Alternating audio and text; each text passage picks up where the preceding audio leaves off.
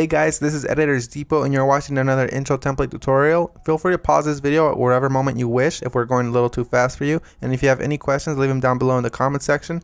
We always reply to every single comment, and if we're away for a minute, just go ahead and comment down below and there's very friendly people that will help you, guaranteed. It's important to remember that this is a pre-made tutorial that we've carefully selected and approved because we noticed that it works the exact same way. If you have any questions, comments, or it's just not working for you, just leave a comment down below and we'll get back to you, guaranteed. Now this tutorial requires both Adobe After Effects and Cinema 4D. You will absolutely require them. If you do not have them, go ahead and visit EditorsDepot.com. We can do any template customization at very affordable prices. Just feel free to select the template you wish and check out with it and detail everything you want on the template. Now that that's out of the way, all you're going to want to do is open up the Cinema 4D file. So here it is, and we already have it open, so we're going to go ahead and bring it up. And as you can tell, everything is ready to go. All you have to do is replace the text, render, and you're done. Except one little thing, there's sometimes problems that come up with the templates, and I'm going to go ahead and cover them here. Sometimes the audio will be included, and you don't have to worry a bit about that. As you can tell on this template, the audio is included. It's not a problem at all, and sometimes the font is not included. If it's not, all you want to do is of course look for the text layers. They will look a little like this. Select it, and then hit font, and select any font you wish. You can visit designerdepot.net for any font you wish.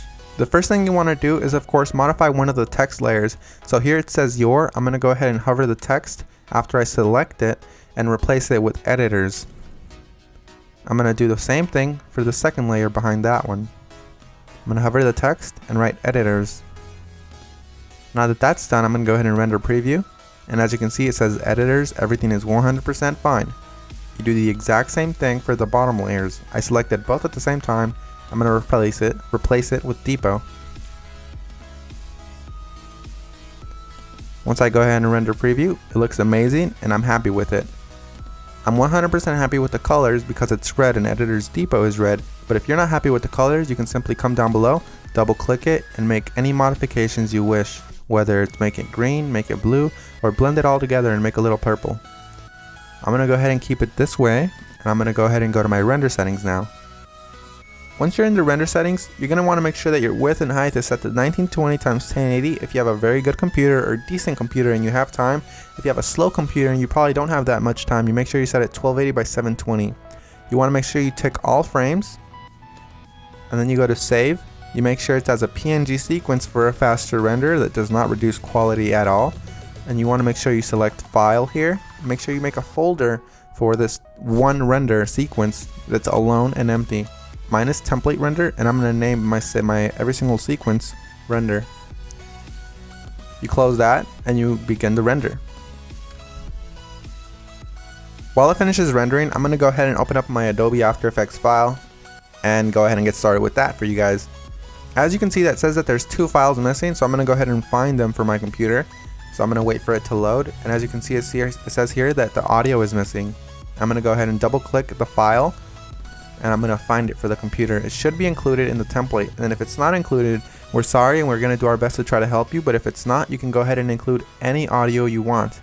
As you can see here, it's not included, so I'm going to go ahead and just drag in one of my copyright-free files that I have in my library.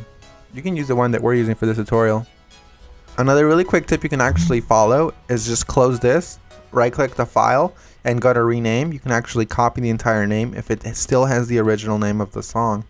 Then you go back to YouTube, you paste that there, and you download the file from there. You want to make sure it's copyright free and you're not breaking any laws though.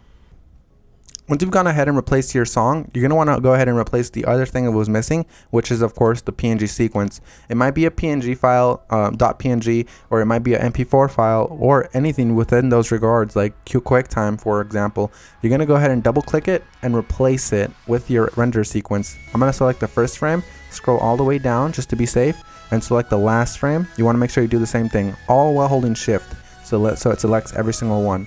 You make sure you tick on sequence here where it says PNG sequence. You should have that option for Windows as well. You hit open and it will import every single one and it'll make it look like a video. That makes your render much faster and it looks the exact same. So we're 100% done. Assuming you have every single one of the plugins required, you're 100% done, and if you don't, you're going to have a black screen similar to this. But if you do have a black screen similar to this, you're gonna just want to make sure you troubleshoot it by turning off or turning back on whatever adjustment layers might be messing up your entire video. As you can see here, all of the adjustment layers, one of them within these messed up the entire render, so I'm gonna go ahead and turn them on one by one. That one's fine, that one's fine.